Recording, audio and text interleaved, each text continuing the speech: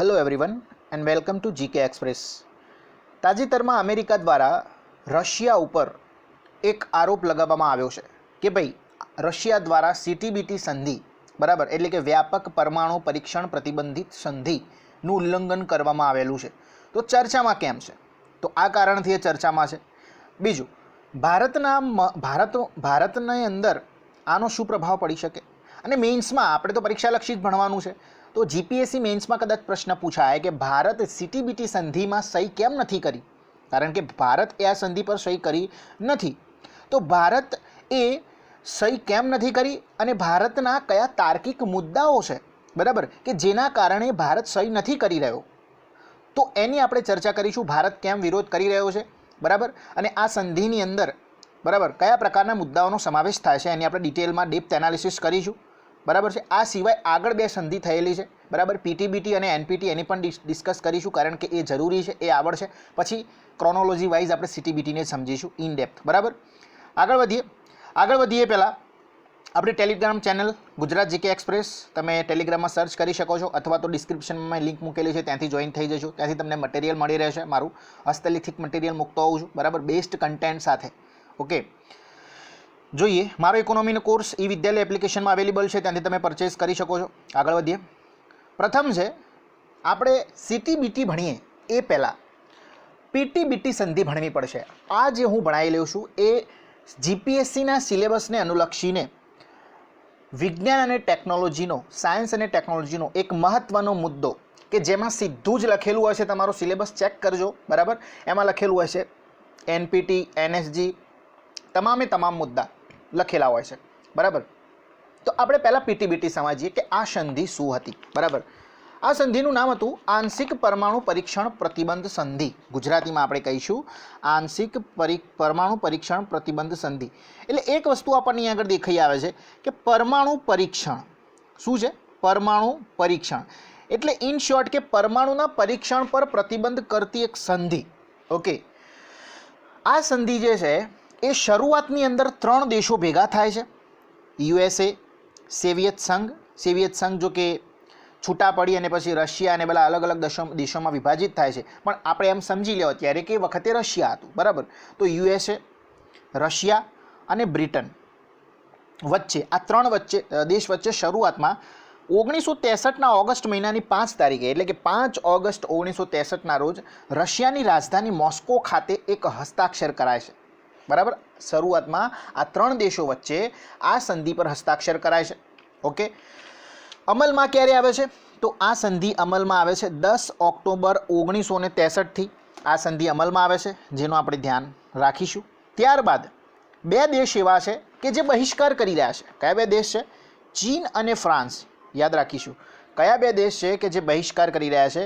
તો ચીન અને ફ્રાન્સ એ બંને દેશ દ્વારા પીટીબીટી સંધિ, હા આપણે ભણી રહ્યા છીએ બરાબર, પૂરું નામ છે પાર્શિયલ ટેસ્ટ બેન ટ્રીટી, ગુજરાતી કરીએ તો આંશિક પરમાણુ પરીક્ષણ પ્રતિબંધ। આ ટ્રીટીનો વિરોધ, બહિષ્કાર ચીન અને ફ્રાન્સ દ્વારા કરવામાં આવી રહ્યો હતો બરાબર છે। જોઈએ આગળ, આ સંધિની જોગવાઈ શું હતી? આ સંધિની જોગવાઈ શું હતી એટલે કે આ સંધિ પર જે દેશ હસ્તાક્ષર કરશે એને શું શું અનુસરણ કરવું પડશે, શું શું ફોલો કરવું પડશે બરાબર। તો જોઈએ, જે દેશ આ સંધિ પર હસ્તાક્ષર કરે છે એને પોતાના નિયંત્રણ હેઠળની જે જમીન હોય, પોતાના નિયંત્રણ હેઠળનું જે આકાશ અને સમુદ્ર બરાબર, આ ત્રણેય ઉપર કોઈ પણ પ્રકારનું પરમાણુ પરીક્ષણ કરી શકશે નહીં બરાબર। એટલે કે જમીન, આકાશ અને સમુદ્ર આ ત્રણેય સ્થળેથી કોઈ પણ પ્રકારનું પરમાણુ પરીક્ષણ એ દેશ કરી શકશે નહીં કે જે દેશ દ્વારા આ પીટીબીટી સંધિને સાઇન કરવામાં આવી હોય બરાબર। આ પ્રકારની જોગવાઈ ત્યાં કરવામાં આવી હતી, પણ આની અંદર સ્ટાર કરેલો એટલે કે શરતો લાગુ। કેવા પ્રકારની શરતો લાગુ? તો કે ભાઈ જમીનની અંદર એટલે કે ભૂગર્ભ પરીક્ષણ કરી શકાય તેવી છૂટછાટ આપવામાં આવી હતી, અને ભારતે આ જ છૂટછાટનો ફાયદો લઈ 1974માં આપણે પ્રથમ પોખરણ પરમાણુ પરીક્ષણ કર્યું હતું, એ પણ આપણને યાદ હોવું જોઈએ। ઓકે, ડન બરાબર। તો પીટીબીટી સંધિ 1963માં લાગુ થઈ બરાબર। પ્રારંભની અંદર યુએસએ, રશિયા અને બ્રિટન દ્વારા હસ્તાક્ષર કરવામાં આવ્યા હતા, મોસ્કોમાં થઈ હતી, ચીન અને ફ્રાન્સ દ્વારા સંધિનો બહિષ્કાર કરવામાં આવ્યો અને જમીન, આકાશ અને સમુદ્ર ઉપરથી કોઈપણ પ્રકારનું પરમાણુ પરીક્ષણ કરી શકાશે નહીં એ પ્રકારની જોગવાઈ હતી. પણ ભૂગર્ભ પરીક્ષણની છૂટ આપવામાં આવી હતી, એ પણ આપણે યાદ રાખીશું. શું ભારતે આ ટ્રીટીને સાઇન કરી છે? હા, કરી છે. ભારત અને સમયાંતરે UN એટલે કે યુનાઇટેડ નેશન્સના 98 દેશોએ આ સંધિ પર હસ્તાક્ષર કર્યા છે. Okay, done. હવે મિત્રો બન્યા છે એવું કે ધીરે ધીરે 1964ની અંદર વર્ષ આવે છે 1964માં. 1964માં ચીન દ્વારા પરમાણુ પરીક્ષણ કરવામાં આવે છે, બરાબર. અને આ સાથે જ વિશ્વમાં 5 દેશો એવા છે 1964 સુધીમાં, 5 દેશો વિશ્વના કે જે પરમાણુ સક્ષમ બની ગયા, બરાબર. કયા કયા 5 દેશો? તો આપણે જાણીએ છીએ. એક તો યુએસએ ક્યારે? તો 1945માં પરમાણુ સક્ષમ બની ગયું હતું, એને 1945ની અંદર પરમાણુ પરીક્ષણ કર્યું હતું. બીજું છે રશિયા એટલે કે એ વખતે USSR, બરાબર. USSR 1949ની અંદર. ત્યારબાદ 1952માં બ્રિટન, 1960માં ફ્રાન્સ અને 1964માં ચાઇના. આ 5 દેશો જેને આપણે અત્યારે મહાસત્તા કહીએ છીએ, આ 5 દેશો એ પોતાના દેશની અંદર પરમાણુ પરીક્ષણ કરી અને પરમાણુ સક્ષમ દેશ બની ગયા હતા, બરાબર. તો ચીન દ્વારા તો પરીક્ષણ કરી દેવામાં આવ્યું, બરાબર, કારણ કે ચીન તો વિરોધ કરી રહ્યું હતું. પણ ચીનની સાથે સાથે એશિયાના કેટલાક દેશોમાં પણ આ પરમાણુ પરીક્ષણની ગંધ આવવા લાગી, બરાબર. આથી પરમાણુ પરીક્ષણની ગંધ કેમ આવવા લાગી? કારણ કે આ 5 દેશો જોડે જ પરમાણુ ટેકનોલોજી હતી. તો બની શકે કે આ 5 દેશ જે છે એ બીજા દેશોને ટેકનોલોજી ટ્રાન્સફર કરતા હોય, બરાબર. જે નાના દેશો છે એ ટેકનોલોજી ટ્રાન્સફર કરતા હોય અને નાના દેશો એ આ ટેકનોલોજી ઉપર કાર્ય કરી અને પરમાણુ પરીક્ષણ કરી રહ્યા હોય. આવું બની શકે. આ પ્રકારની ગંધ દેશ વર્લ્ડમાં આવવા લાગી. એટલા માટે ટેકનોલોજી ટ્રાન્સફરને અટકાવવા માટે, બરાબર, વિશ્વમાં જનમત કેળવવામાં આવ્યો અને એક બીજી સંધિ રજૂ કરવામાં આવી, બરાબર. શેના માટે? ટેકનોલોજી ટ્રાન્સફર અટકાવવા માટે એક બીજી સંધિ કરવામાં આવી, બરાબર. એ સંધિનું નામ છે નોન પોલિફરેશન ટ્રીટી, બરાબર. NPT લેખાઈ આવે છે, પરમાણુ અપ્રસાર એટલે કે ટેકનોલોજીને ટ્રાન્સફર નહીં કરવાની એવી સંધિ, બરાબર. 1968માં અમેરિકાના ન્યૂયોર્ક શહેરની અંદર આ સંધિ રજૂ કરવામાં આવ્યો, સંધિનો મુસદ્દો, અને 5 માર્ચ 1970ના રોજ અમલમાં આવી છે. સોરી, સભ્ય દેશો છે 191, બરાબર છે. હવે ઉદ્દેશ શું હતા આ ટ્રીટીમાં? જોગવાઈ શું કરવામાં આવી હતી? તો આ ટ્રીટીમાં એવી જોગવાઈ કરવામાં આવી હતી કે ભાઈ પરમાણુ અપ્રસાર એટલે કે ક્યાંય પણ ન્યુક્લિયર ટેકનોલોજીનું ટ્રાન્સફર કરવું નહીં. આ દેશો, જે પણ દેશો સહી કરે છે એમને બીજા દેશ સાથે. બીજું છે નિઃશસ્ત્રીકરણ, બરાબર. અને ત્રીજું છે શાંતિપૂર્ણ પરમાણુનો ઉપયોગ એટલે કે પરમાણુનો અસૈન્ય ઉપયોગ કરવો, બરાબર. પરમાણુનો અસૈન્ય ઉપયોગ કરવો. ઓકે, આ 3 પિલ્લર આપવામાં આવી અને આ 3 પિલ્લરને શું કહેવાય છે? 3 પિલ્લર ઓફ NPT. શું કહેવાય છે? 3 પિલ્લર ઓફ NPT. પૂછી શકે, પરીક્ષામાં વિધાન સ્વરૂપે પણ મૂકી શકે, યાદ રાખજો. ઓકે, તો નોન પોલિફરેશન ટ્રીટી અંતર્ગત વિધાન તપાસો. તો નોન પોલિફરેશન ટ્રીટી અંતર્ગતના ઉદ્દેશ પરમાણુ અપ્રસાર, નિઃશસ્ત્રીકરણ અને અસૈન્ય પરમાણુનો ઉપયોગ આ હતા, બરાબર. અમેરિકાના ન્યૂયોર્ક શહેરમાં રજૂ થઈ હતી. અમલ ક્યારે થયો? 1970માં, જે આપણે યાદ રાખીશું, બરાબર છે. હવે વાત કરીએ તો ભારત પણ આ જે NPT છે, બરાબર, એના પર સહી નથી કરી, જે આપણે યાદ રાખીશું. ભારતે આ NPT પર સહી નથી કરી, જે આપણે યાદ રાખીશું. કારણ કે ભારત છે ને ઘણો બધો વિરોધ કરી રહ્યું છે, બરાબર. ભારત એવું કહે છે કે ભાઈ અમે પોતે બંધારણીય રીતે કેવા દેશ છીએ? સંપ્રભુ દેશ છીએ, બરાબર. સંપ્રભુ એટલે કે અમારે અમારા ભારત દેશમાં શું કરવું ને એ મેં તમને પૂછીને કરવાની જરૂર નથી. ભારત એક તો એવું કહે છે. ભારત બીજું એવું કહે છે કે ભાઈ આઝાદી પછી શરૂઆતના દાયકાઓમાં ભારતના 2 પાડોશી દેશો સાથે ભારતનું યુદ્ધ થઈ જાય છે, ચીન અને પાકિસ્તાન સાથે. અને ઘણીવાર બાહ્ય આક્રમણનો પણ સામનો કરી ચૂક્યું છે ભારત. આથી મજબૂત સંરક્ષણ વ્યવસ્થા માટે તથા દેશની એક અખંડિતતા, જે આપણે બંધારણમાં શબ્દ મૂકેલો છે, દેશની એકતા અને અખંડિતતા જાળવવા માટે પરમાણુ હથિયારોનો વિકાસ કરવો એ ભારત માટે જરૂરી છે. આથી જ ભારત એ એનપીટી પર હસ્તાક્ષર કરી રહ્યું નથી. આ જવાબ તમે મેઇન્સમાં પણ લખી શકો છો. આ મારા જે શબ્દો છે એની નોટ્સ બનાવી દેજો, બરાબર છે. મેઇન્સમાં તમે આ શબ્દોનો ઉપયોગ કરી શકો છો, બરાબર. ભારતે બીજો પણ વિરોધ નોંધાયો છે કે ભાઈ અહીંયા આગળ એક શબ્દ લખવામાં આવ્યો છે નિશસ્ત્રીકરણ, બરાબર. હવે આ નિશસ્ત્રીકરણનો જે ઉદ્દેશ્ય રાખ્યો છે, બરાબર, ચલો માની લઈએ કે નિશસ્ત્રીકરણનો ઉદ્દેશ્ય સારો છે, કારણ કે શસ્ત્રનું, બરાબર, ધીરે ધીરે ઓછા કરવાની વાત છે. ઓકે, પણ જે 5 દેશો P5 તરીકે મેં હમણાં હાલ ગણાવ્યા, બરાબર, આપણે આગળના સ્લાઇડમાં વાત કરી, તો એ 5 દેશો જોડે જે ન્યુક્લિયર હથિયાર રહ્યા છે એ ન્યુક્લિયર હથિયારનો નાશ કરે, બરાબર. એમની જોડે જે હથિયાર છે એનો નાશ કરે, કારણ કે એમની જોડે હોય તો એ પણ બરાબર કે કહેવાય નહીં ને, એમની જોડે પણ હથિયાર હોય તો શું નક્કી કે કોઈની પણ હથિયાર નહીં નાખી દે, બરાબર. એટલે કે નિશસ્ત્રીકરણની તમે સંપૂર્ણ વ્યાખ્યા આપો. પહેલી વાત, જે P5 કન્ટ્રી જે છે, બરાબર, એ 5 કન્ટ્રી જોડે જે ન્યુક્લિયર હથિયાર છે એનો નાશ કરો. અને તમે એમ કહો છો કે અસૈનિક ઉપયોગ કરી શકાશે. હવે આ અસૈનિક ઉપયોગ કરવો એની પણ તમે વ્યાખ્યા આપો કે અસૈનિક ઉપયોગ એટલે કે કયા ક્ષેત્રે ઉપયોગ કરાશે. ઉર્જા ક્ષેત્રે કરાશે, બરાબર, તો કેવા કેવા ક્ષેત્રોમાં અસૈન્ય ઉપયોગ કરી શકાશે એની તમે સ્પષ્ટ વ્યાખ્યા કરો. એટલે કે આ નોન પ્રોલિફરેશન ટ્રીટીની અંદર વ્યાખ્યા પૂર્ણતઃ ન હોવાને કારણે પણ ભારત એ આ ટ્રીટી સાઇન કરી રહ્યું નથી, બરાબર. ઓકે, હવે આપણે આગળ વધીએ છીએ આપણી જે ટ્રીટી અત્યારે ચર્ચા કરવાની છે એમ, બરાબર. હવે બન્યું એવું કે વિશ્વમાં પરમાણુના પરીક્ષણ તો થઈ રહ્યા હતા, બરાબર, પણ અન્ય પદાર્થનો ઘાતક હથિયારોની બનાવટમાં ઉપયોગ થવા લાગ્યો, જેમ કે જૈવિક હથિયારો, બરાબર, રાસાયણિક હથિયારો.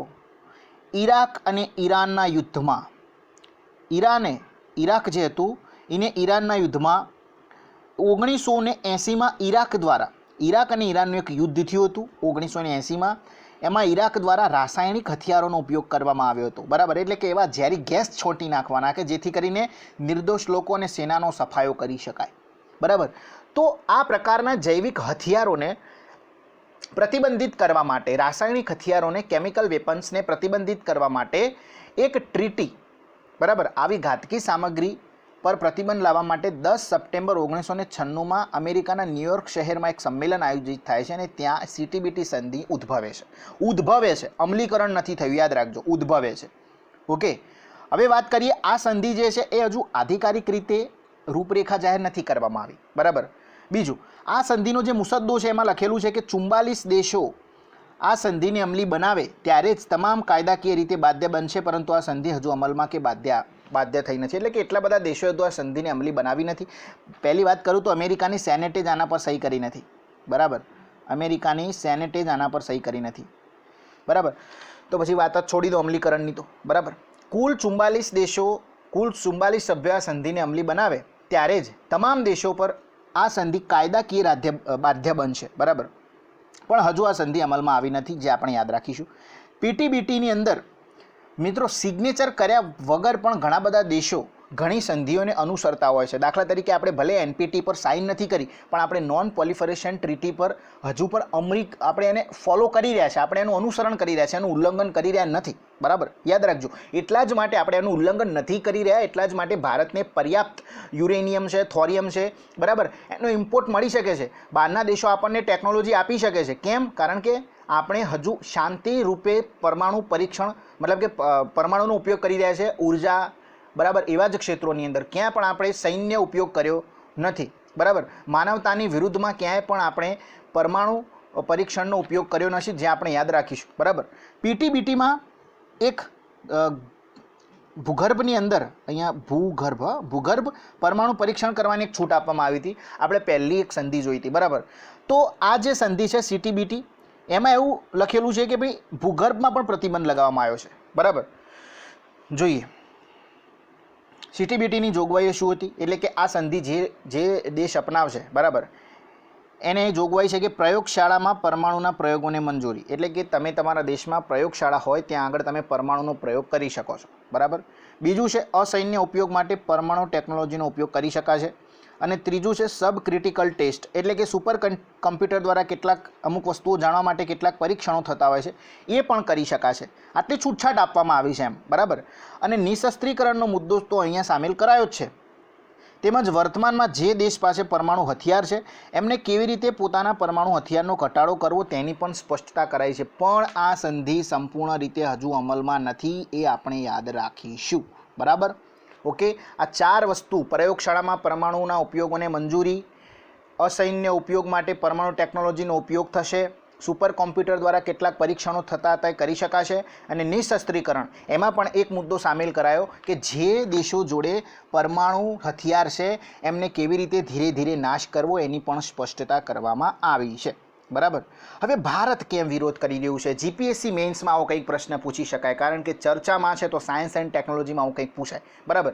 તો ભારત એવું કહે છે, ભારતે પહેલાં તો એવો વિરોધ નોંધાયો છે કે ભાઈ અહીંયા આગળ કેટલીક છૂટછાટ આપવામાં આવી છે. એક તો છે કે પ્રયોગશાળાની અંદર પરમાણુ પરીક્ષણ કરી શકાય, આવું તમે અંદર લખેલું છે, ભારત એવું કહે છે, બરાબર.